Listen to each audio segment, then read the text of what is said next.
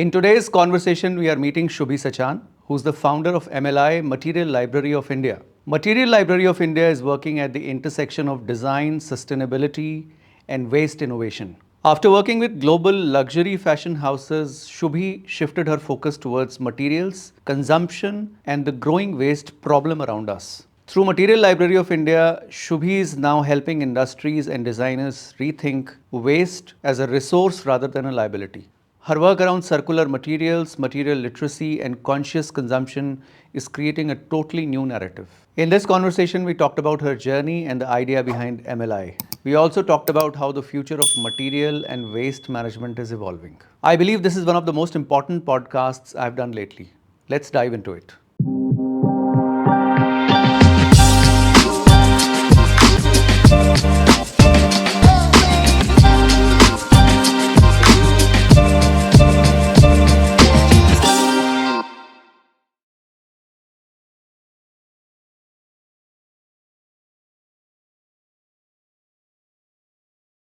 Welcome, Shubhi. Such a pleasure to meet you here. Thank you, Sriwant. So, why don't we get to know you better? Thank you for having me here. I'm Shubhi Sachan. I'm from Lucknow. I'm born in Lucknow and did my schooling in Lucknow. But somehow it was not a very well fit. I was kind of a misfit. So, in order to find my niche and in order to find my cavity, where do I fit in myself, I started exploring, and design was, this was back in 2002. Okay. So, trying to work out my career in design was something nobody has heard of back then, and it's like pre-internet. Okay. So, saying that I'll pursue my career in design because I'm academically not excelling. And design is something which will not need me to become a doctor or an engineer kind of a academic background. So yeah, that's how the journey started, finding my alternatives. Okay. That's how the journey started. But yeah, then textile design was the first graduation degree, which was a 4-year degree. Okay. Did from APJ. Bombay Welspun was the first starting point, and designing towels for Macy's and Target. Okay. And designing towels for a perfect American market. And that's where I thought like, oh my God, like how can I think in a dabba of like 5 feet by 3 feet or like whatever. And those dabbas were really not fun after a point. Like initially when you get a break here, of course it seems very interesting that you are able to contribute towards And these are big brands you're talking about? Yeah, I mean Welspun was very big. Yeah. So getting your first internship and getting your first kind of starting with Welspun, and then you're like, okay, in 6 months, and you're like, Disillusioned? yeah, something is like maybe it's too big and I'm not able to find my footing here, and I need to find a smaller organization where I'm contributing more and learning more. That was the thought. That was a naively thought through kind of a solution in my head. So not smaller, but I happen to work with the fashion houses, and Givenchy and Balmain or McQueen. These are the kind of fashion houses I ended up. These are iconic brands. Yeah, these are very big, but then the production was not that big. So like if I'm making one garment, or maximum like 2 garments or 6 garments, global production. That was the kind of niche we were doing, like 30,000 euro or 40,000 euro one garment. And nobody's telling me what not to do. What to do was the only this thing. Price points were not a criteria. From $5 to $10 towel design to a 40,000 euro garment. And whatever you're designing, it is acceptable because I was doing surface designs. And that was like a paradise because endless materials and I could do amazing things. And in that little bubble, it was a very perfect word because I was working with people, artisans who were working with their hands, getting paid. And I'm keeping a skill set alive, which is India is known for, and putting it on the global market. I mean, as a fresh graduate, I think those were many boxes ticked. You were in India? Yeah, I was in Bombay. Okay. And I was doing all these things, and then there was one instance, which was like after this went on for good 5-6 years. Okay. And in one instance, I was doing a 40-meter trail, long trail garment. And that 40-meter long trail garment had to come together after being done at different parts of Bombay, had to come together and be sent off to Paris. And because all these hand embroidery galas are very small, so 40-meter trail cannot fit into one thing. So we distributed it across the city among different vendors and brought it together, and everything turned out to be in different colors. Because it was metal heavy work. So metal got like little change in color wherever depending on the location. So turns out it was near wherever it was closer to the ocean, the color would be different. Slightly different. The color started to appear different. And it was just like 5 minutes that it took to the designer to just actually say, no, let's do it again. Oh. Is it? Yeah, and it was like 120 days and so many people working together to bring one garment happen and 40 meters, no joke. So, and then like, let's do it together. This won't work. And that is where like, I think my bubble bursted and I was like, okay, so now when it has to happen again, nobody is going to pay as much.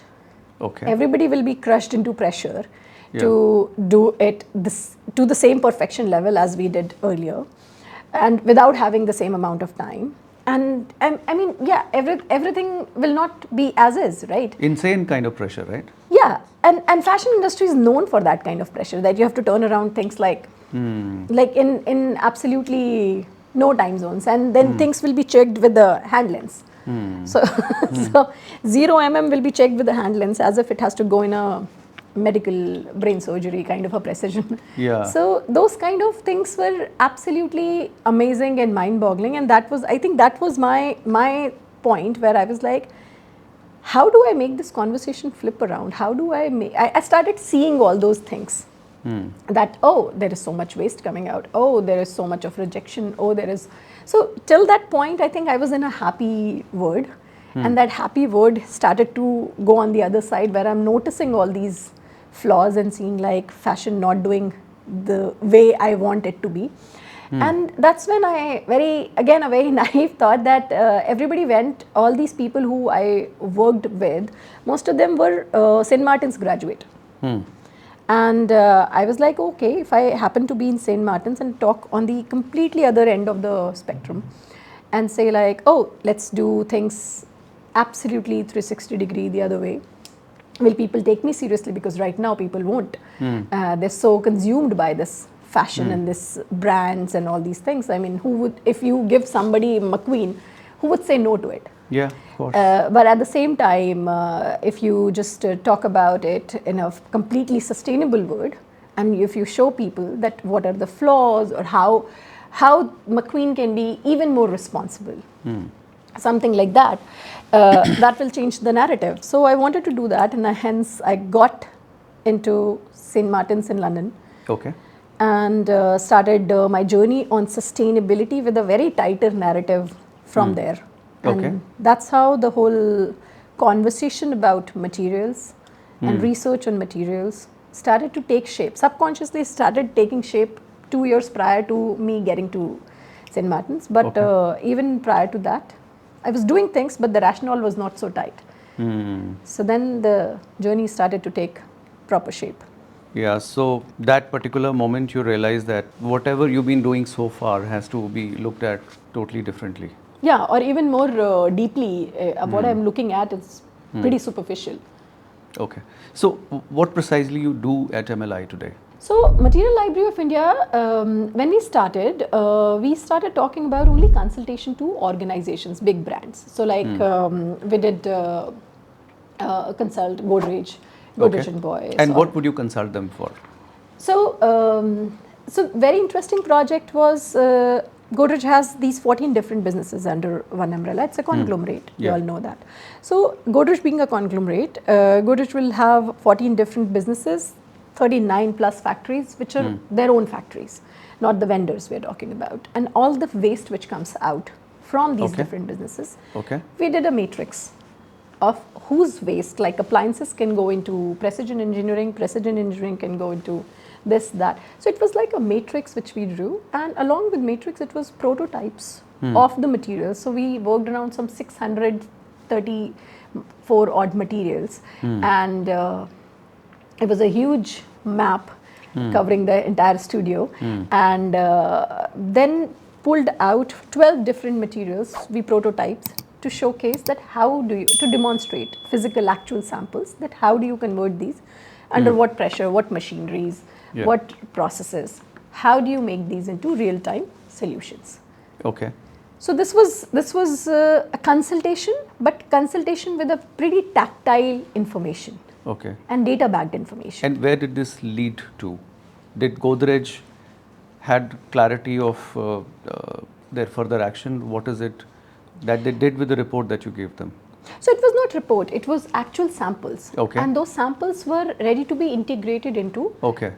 Let's say if we did a tile finish, that tile finish can be a tabletop finish. Yeah. And that was ready to go into interior. Okay. Or something was light finish. So that light can be actually used into that particular aesthetic.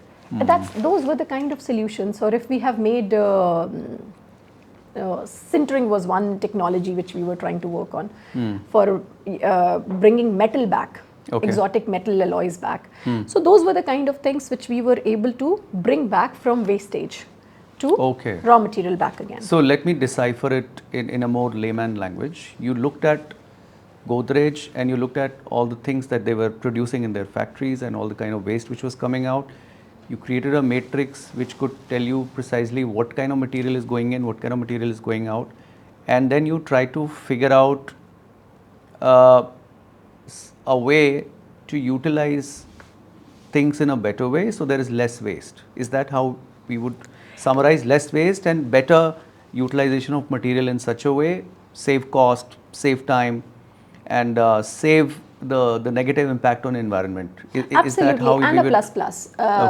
So the plus plus would be what you said exactly, and the plus plus would be like general pollution control board norms. Most of the organizations, especially the big organizations, do follow very precisely. Yeah. And they're all doing everything right as per the norms. But there are certain materials which do not fit into those categories. They're not listed as per CPCB, right? Okay. So let's say one example was synthetic graphite. Everybody thinks graphite is a natural material. In a machine shop floor setup, we need synthetic graphite. Synthetic graphite is not listed, but it has to go into a hazardous waste. Companies often end up paying for hazardous waste when they're getting rid of it. They don't earn back from it. So finding a solution to something which is already a cost to an organization and then bringing a more valuable material out of it and putting it back into supply chain is something also, I mean, that's what I'm saying, plus plus. Yeah, so makes a lot of sense. So you did this with Godrej and now are you scaling it and pitching this to different organizations? There are so many companies like Godrej, big ones, conglomerates, who would find this skill extremely useful, right? It will help them increase efficiency, improve efficiency, save cost in many ways, bring so much better control on what they do. What goes in, what goes out? This was back in 2014. So, so 12 years back. Yes, 12 years back. This was a 3-year-long project, went on till 2017. And I think it's pretty organization-driven when they decide, because as per the checking the boxes, they're doing everything, pretty much everything right, whatever they have to. But if they want to do an extra mile, they decide. So like we went on to different organizations, not similar to Godrej, but we are working with Dr. Reddy. We worked with Dr. Reddy's. We worked with IKEA. We worked with Royal Enfield. Now we are working with on a similar kind of a journey. So these are different kind of organizations. We worked with Novo Nordisk. It's a Swedish-based organization, a pharmaceutical giant again. So these are the different kind of things which we have been working on. MLI trying to do this for companies. But how many MLIs are there in India? Because there are so many companies who probably need this, right? So when you asked me what do we do as MLI, as Material Library of India, consultation is one aspect, and we also saw this gap that how many people are actually understanding what we are trying to do and how people should be able to take it faster and run with it. So we started a product called Material Literacy. And material literacy is something where we started, it's derived from financial literacy. In a capitalist world, everybody keeps talking about financial literacy. But we said, like, what do you trade and what do you sell and buy if there are no materials? I mean, for that matter, even the currency is made out of something, right? Somebody is mixing polymer and somebody is making it purely out of Correct. pulp. But it's a material. Yep. So we said material literacy is something which will equip people, even if in a corporate setup or in an academic setup or in a not corporate, not academic. As a layman, you walk into my office and you want to learn something. What do we have to offer to you? And these could be ESG and CSR professionals who are struggling and they have to take that skill set. And because there are no courses out there available for them to go and enroll themselves, which give them hands-on learning.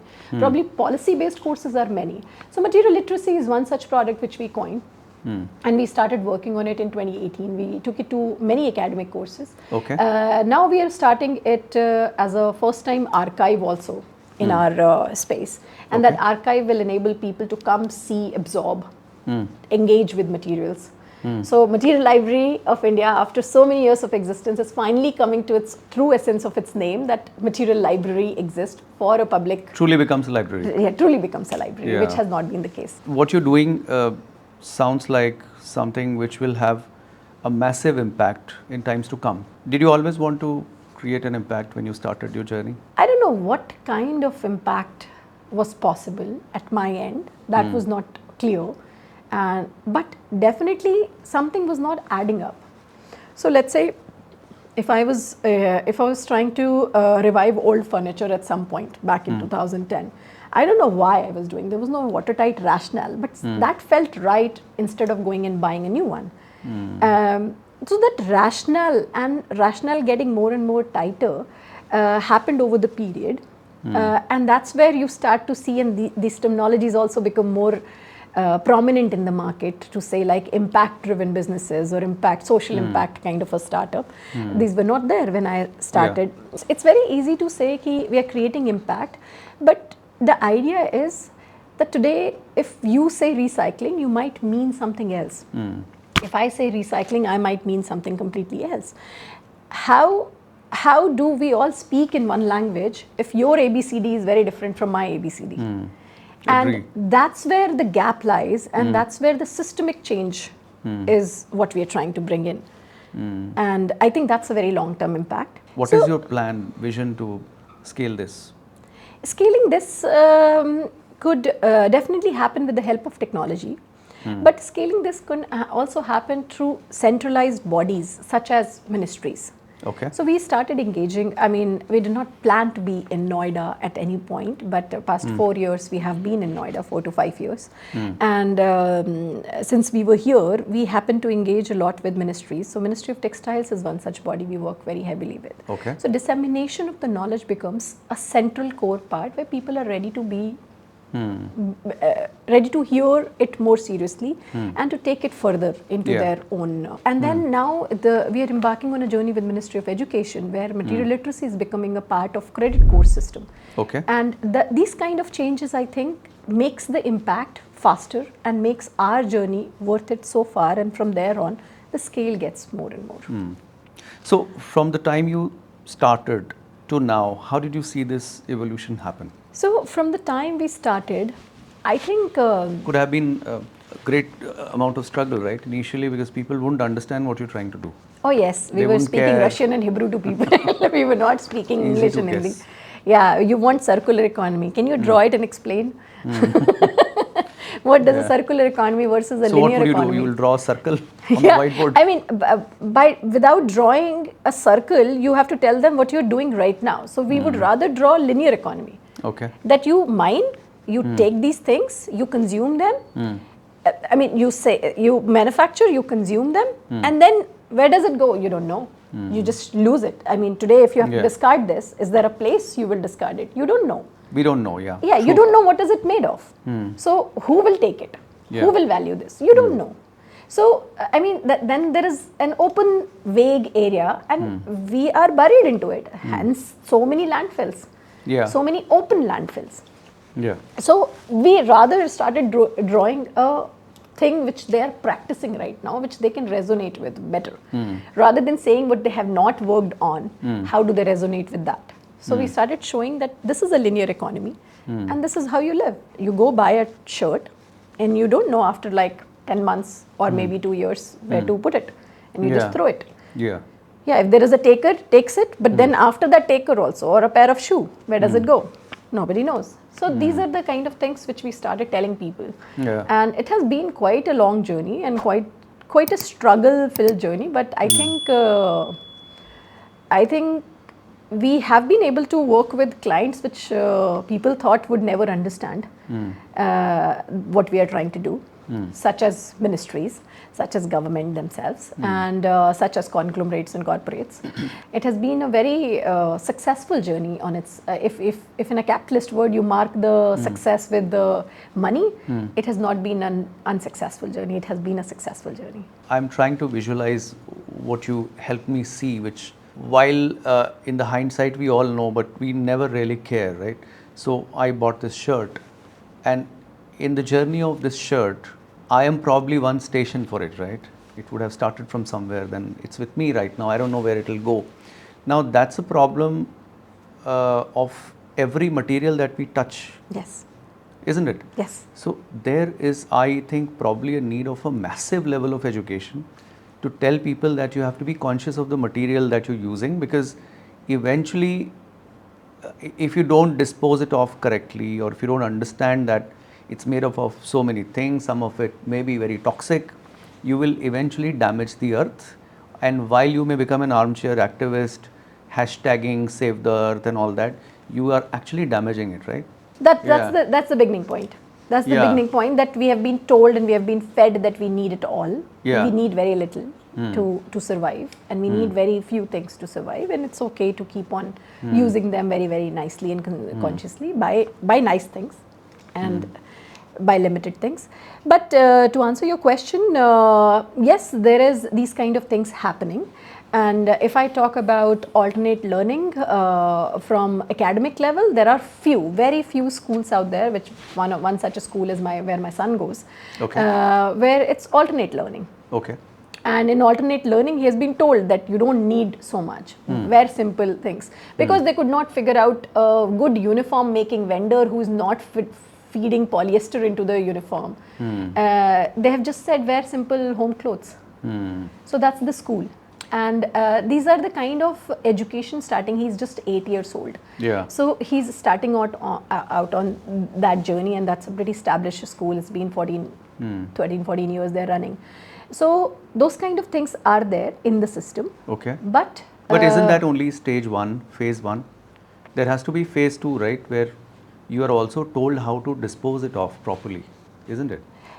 Because eventually that's a mega problem, because if you don't fix that part, then while you may be doing your bit to save the earth and save environment and fix all this, I will keep buying shirts and I'll keep throwing it at you, right? It's a very interesting take that when we talk about material literacy, I'll give you an example and explain it to you. When we talk in material literacy, we try to tell people that what you're doing wrong to yourself. If you're wearing heavy chemical filled clothing, I mean any good mall you walk into and a very jazzy store you walk into, they probably have like 4,000 chemicals in there, but just because it's well lit and it's very nicely presented, you don't question it. But you're not asking the right questions, and that's the illiteracy part on your end, and you are fueling yourself.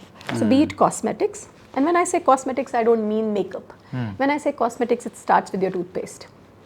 Why is it normalized that every morning you have foaming in your mouth? It was never the case. Why that foaming is not questioned, and how many dollars and billions of dollars have been spent to just figure out the even foaming in your mouth every morning. It should not be here and there. Freshness crystals and stuff like that. Yeah. Yes, I mean, so much research has gone into it. So it starts with your shampoo, soap, washing detergent, to your toothpaste, to your toothbrush. And these are all cosmetics which you use versus your clothing, versus your... So there are 5 elements in material literacy which we talk about: plastics, textiles, cosmetics, food and water. Okay. These are primarily 5 chapters. And apart from these 5 chapters, the overarching phenomena is upcycling. How do you salvage whatever the best you can salvage? Let's say your shirt you're done with. If you walk down in our in the studio, you will be able to see that what are the products made out of these things which are discarded clothes. Like we run a facility called Textile Recovery Facility. So textile has been coming from door to door, and we have turned them into beautiful products. Okay. And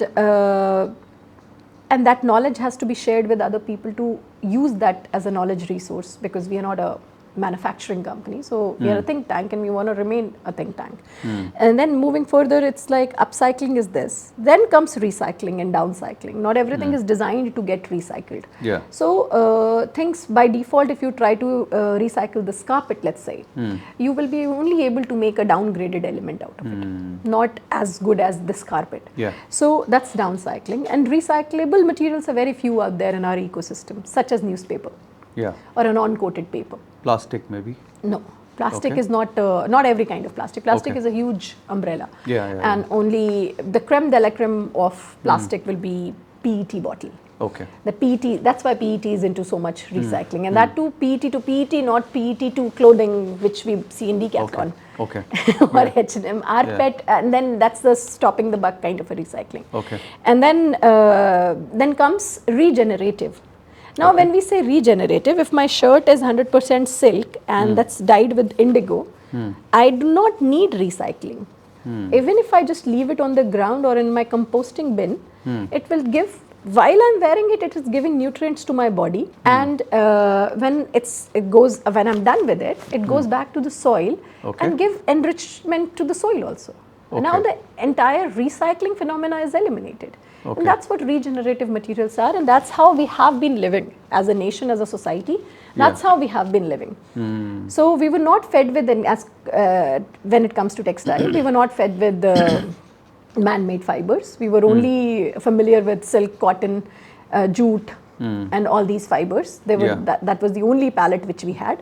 And when it comes to cosmetics, we had only very regional materials. I mean, if you come from Tamil Nadu or Chennai or I mean that part of the country, it will be a different kind of toothpaste versus where I come from. It will be a different kind of a toothpaste, a tooth powder. Toothpaste was not even a concept. That's why Colgate powder was the first powder which we started, and toothpaste of Colgate came much later. So these were the different things which we were using as our natural available material palette. And that's what we try to showcase, and our end goal as in this journey is to reach to regenerative. A lot of people are doing this. Now coming to how are we disseminating this information? Yes, obviously through material literacy, as we said. We've also created a platform along with Ministry of Textiles called Weave the Future. Now Weave the Future is an event platform. Because we are just talking about it, there are many small brands and conscious founders who are doing these things as product manufacturing journey. So we bring together, so far we have done 3 editions, and each edition has like 20 to 30 brands. And it's like a little festival where you spark this thought that why you're doing what you're doing differently. And those brands come and showcase their journey and sell their products out to people in order to tell that how do you live better. So the last one which we did in December was very simply talking about, as you enter the exhibition, it has a huge installation in the walkway. And that installation was talking about how does your bathroom look right now, like your loofah to your shower gel to your toothpaste and everything. And with like 2 feet gap, we portrayed how will your regional bathroom in a regenerative bathroom will look now. Similarly with the kitchen, how your kitchen with all the Teflon coating utensils and plastics and takeaways look right now, versus how your kitchen as a conscious eater and a mindful eater would look like. What your utensils will be, what your grains will be. I mean, India doesn't produce only basmati across the globe, right? We are only known for basmati. Why don't we celebrate? We have more than 1 lakh varieties of rice. So we don't know about them. We don't know about it. So is cotton. We have regional cottons. We don't have one cotton. We stopped the buck in conversation at just cotton. So the third one was textile, your wardrobe. How your wardrobe looks right now versus how your wardrobe will look if you think and buy consciously. These were the kind of brands which we brought together, who also showed that this is possible to do, to purchase and to actually consume consciously through them. And these are the platforms which we have been creating to tell story of ours and how we want people to consume, at the same time how practically to imbibe these thought processes and to live a more conscious life. Conscious life, yeah. Let's double click a bit on your company, which is MLI. How does the business model work? What all you do? You do consulting, you do what else? So the primary bread and butter is from consulting. Consulting is our, the client could be anyone, but consulting is our primary model of work. And apart from that, material literacy has been the second product and model of working. We have collaborated over the years with several institutions, and those are all workshops or class or credit courses which we have been taking. Was this journey frustrating when you started your own startup? You work for big brands, these global names that you dropped, and then you decided to do something which your heart, it was your heart's calling, and you said, let me try this, let me do this. This hasn't been done before. It definitely needs to be done, but there are no precedents that I can follow. Let me try and do this. How was that journey? Was it very frustrating in the beginning? In the beginning, it was not very frustrating, because in the beginning, when you're trying to prove that this is possible, you're too much into that framework that you have to prove. Once you have proven and still people not getting, that is the frustrating bit, because then you still have to keep on convincing. When I started the journey, I realized that people don't know how to imagine. Where are we in waste management compared to other countries, if we talk about India? How good or bad are we? Are we getting any better? And which are the gold standards? I'll tell you, we were doing a very interesting project for Osaka, Osaka in Japan. There was a pavilion of India. Osaka was hosting a global expo, and India Pavilion was also supposed to be coming in. And when you think of Japan, I'm sorry, I'm asking you a question back. When you think of Japan, do you think of waste? Not at all. No? No. But they export out substantial amount of waste. Export out. They don't know what to do with it, or they don't. They know it probably, but they don't have the manpower, or they segregate it meticulously. But they do send it out. A huge amount of waste goes out to different countries. So there's a term around this called waste colonialism. Which is still real. So when you think and when you ask about India solving the problem of waste, or countries such as India solving the problem of waste, well, as a starters, we are not doing great as civilians. We are not very responsible humans and citizens of the country. But as a country, as an informal economy, we're doing a pretty decent job. Because we are not only handling our own waste, we are also handling the waste which we import. So we import every kind of waste. And there are containers and containers. So there are little hubs in different pockets across the country for different kind of waste coming in. And those waste are being then transformed into products through recycling or downcycling or upcycling. And then they go back into the supply chain of the market. So we are doing that. And I took the example of Osaka's pavilion because when we started to do the research of this, people who were working with us were not expecting us to come back with this, that how Japan would also be one of the countries who will be sending out, small countries and the expensive countries as per the norms across the globe don't have the manpower. They definitely have the know-hows. And that becomes a challenging task for them. So hence, countries like India, Pakistan, Bangladesh, Sri Lanka, we all are being at the receiving end. And we have been getting containers and containers day after days, years after years and decades to solve the problem of other people as well as our own selves. Now, coming to, do we have a scope? I think India has, and I've been saying this for a while now from different platforms, that India has enough scale and numbers that as a ministry or as a GDP contribution, we should now separate the GDP contribution of waste back into this thing, so Okay. that we can actually put that number out and say and take pride in it. Okay. That, This doesn't exist as of now? No, not because it's largely an informal economy, right? Okay.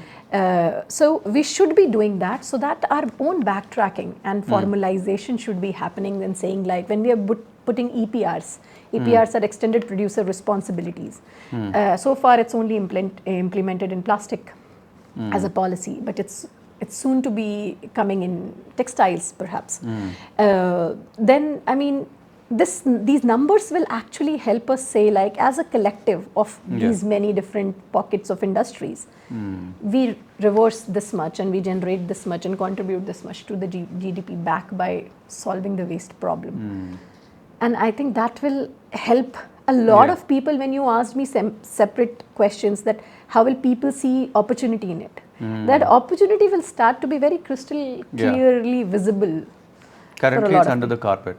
It's happening, but people don't really know and don't really care. And the information is in different silos. Yeah. To put them all together, there are few agencies who are working on textile, some are working on e-waste, some are working on Isn't it automobile a high industry. time that we have an industry specifically for this?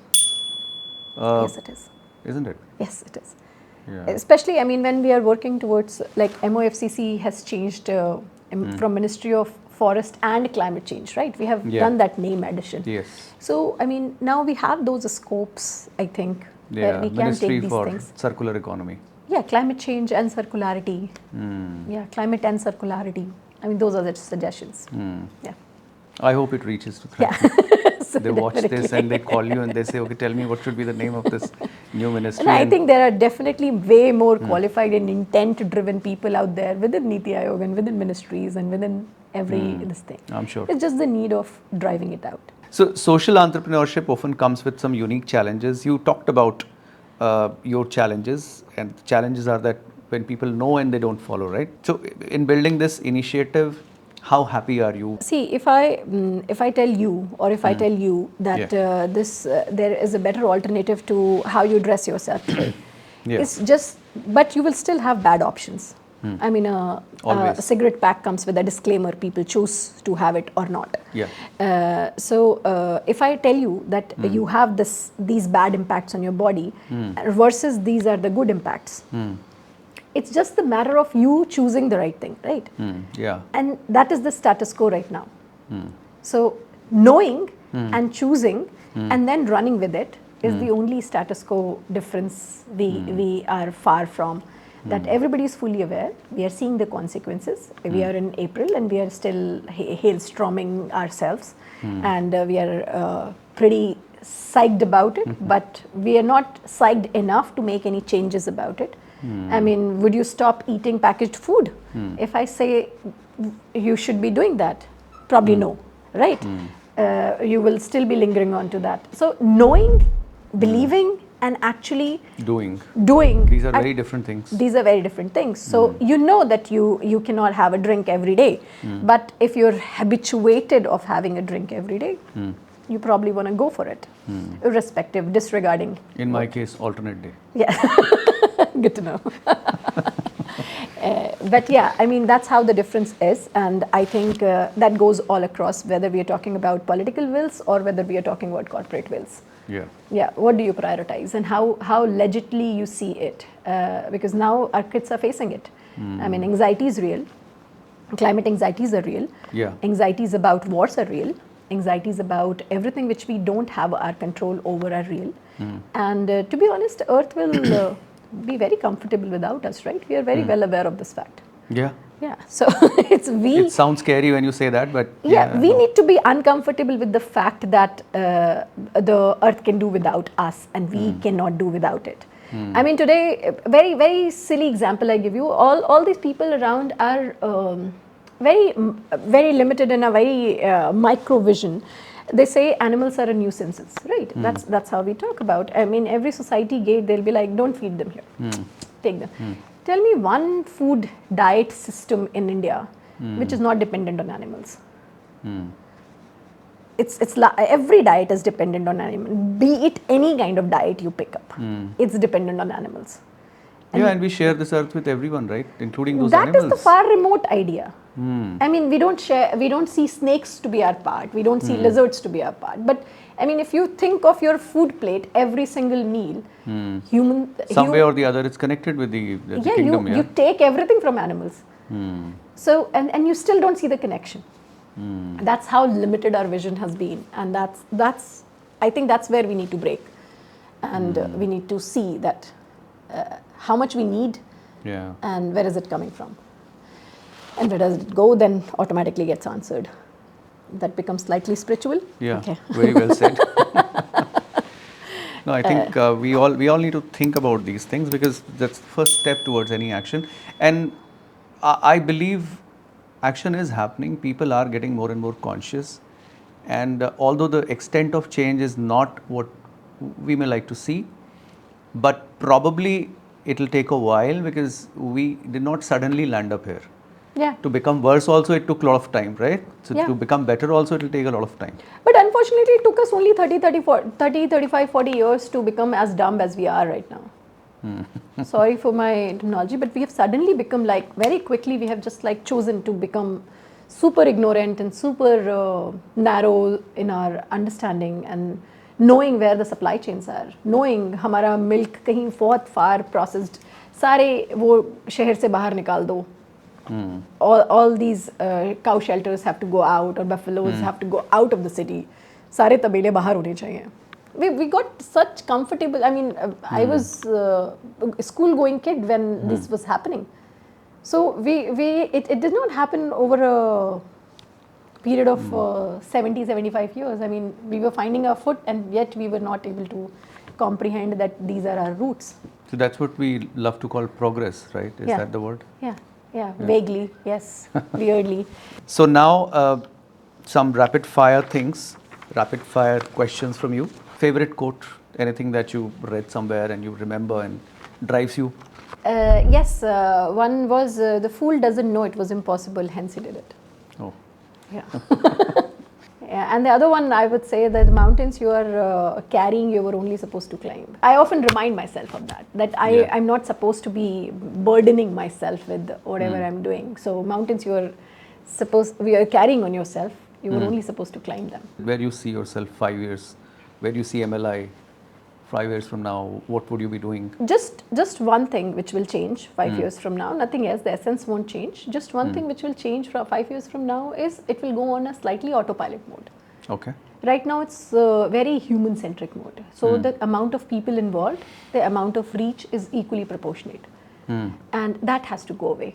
And that will remain in some formats of it, but not in every format. And that will change. So let's say if it's a credit course in a university, it can run on its own. It will not require me to be running a course, or one of the core team members to be running the course. Is there a person you look up to? I think I worked very closely with Navroz Godrej when I was working in Godrej.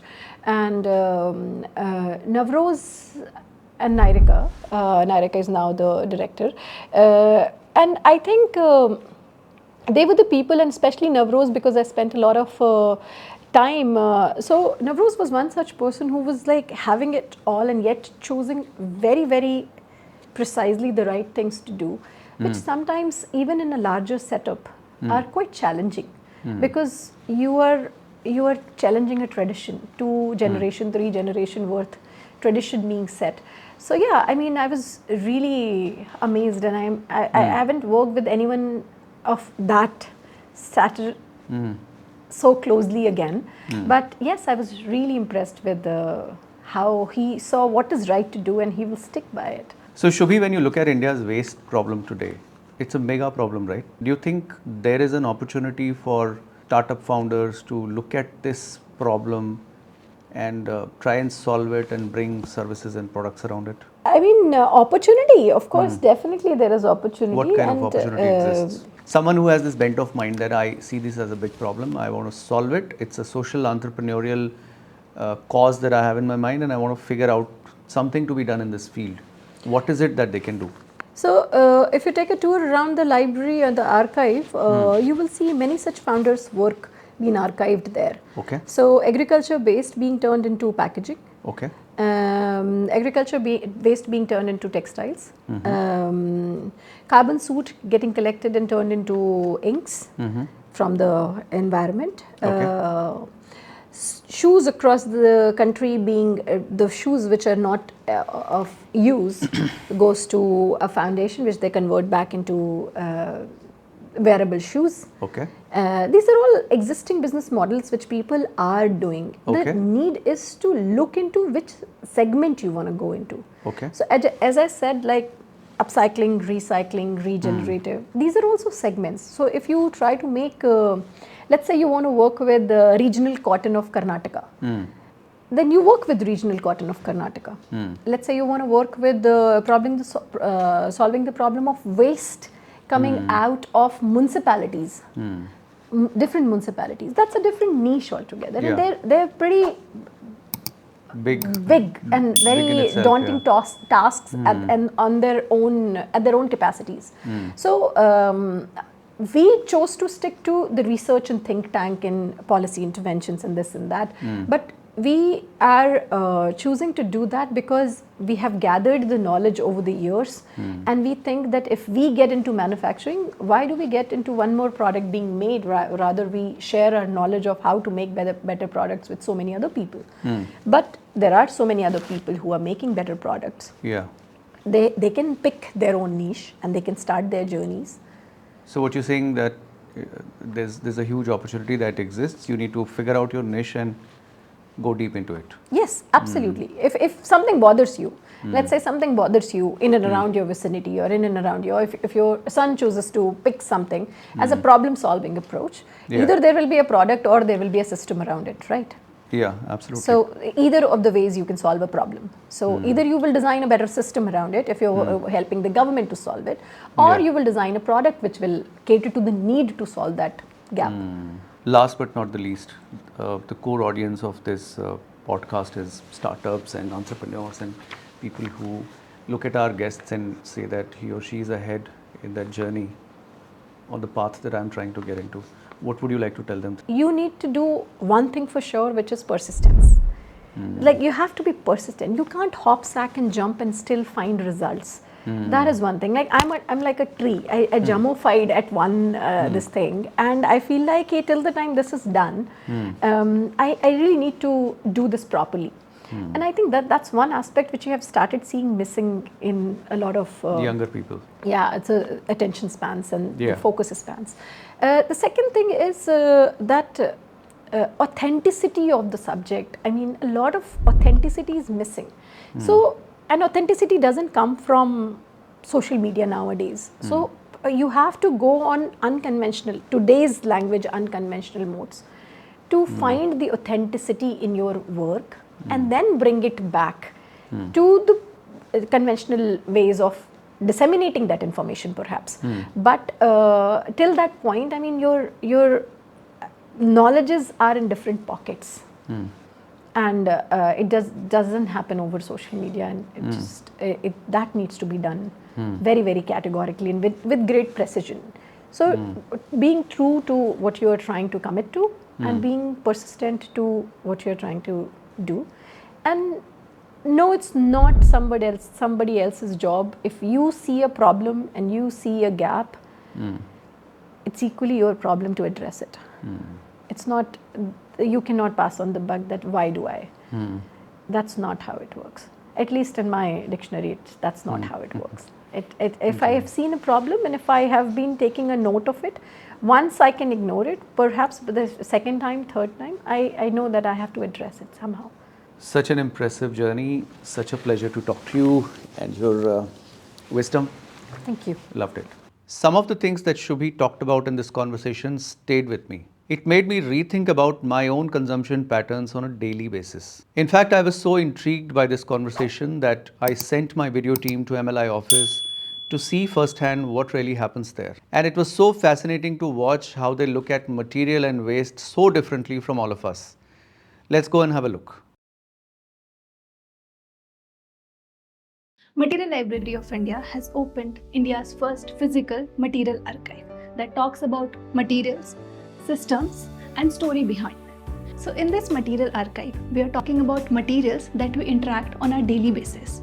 So who should come here? People who are interested in knowing about materials, researcher, designers, architecture, business owners who are interested about knowing what materials are. So in this archive, you will not see just one material. This archive is about every single material that we interact on a daily basis, whether it's plastic and the different type of grade and how they transform from use to waste cycle, from textile and different type of textiles that we are using, from papers and wood to processed food to blends to miscellaneous. In this material archive, we are not just talking about a single material, we are talking about solutions, their systems and the story behind them. Its proper cycle system that it belongs in. Material archive is divided into two spaces. One, recycling and upcycling, and the second is regenerative. So recycling and upcycling space talks about materials that belongs or comes from linear economy model. Whether it's a yarn or whether it's a plastic that we are using, all of this comes in this room not just as a material but as a solution, as a system and the story behind this. You will see when you come here, you will not just talk about materials but the system that it belongs to, the stakeholder that it belongs to and how it is impacting our environment. And the second room, regenerative material do not set recycling as a destination, but they becomes a part of a system that is itself sustainable or sustain themselves. Whether it's a blended textile, whether it's a synthetic textile or a synthetic color options. Regenerative material come itself with the knowledge of traditional knowledge, knowledge of the region, knowledge of the season. And every region would have a different type of material that will cater to that audience. So in this space, you will see the different type of materials when it comes to textile, when it comes to colors, when it comes to food or the method in which you preserve your food so that it can last long. So all of these methods, knowledge and techniques that we have been using from previous generation are in this room. When it comes to cotton, India has so many varieties of cottons or so many varieties of natural fibers. When we talk about hem, bhimal, nettle or different varieties of wool that are native to India. And then there are traditional ways of making papers or papers made out of natural waste like banana paper, monpa paper or paper made out of hemp. All of these knowledge that we have been losing our touch from is present in this archive with the system of how we should work towards it and why it's important that we should work towards it. So in this category, you will see the daily use product or daily products that we can use as an alternative to the product that we are using right now. So whether it becomes a basket, a storage unit or used as a water bottle or utensils, all of these materials that can become an alternative from the materials that benefits our soil, our nature, our environment are here. To become part of Material Archive, you can go to our website Material Library of India and book your slot to see or visit the Material Archive.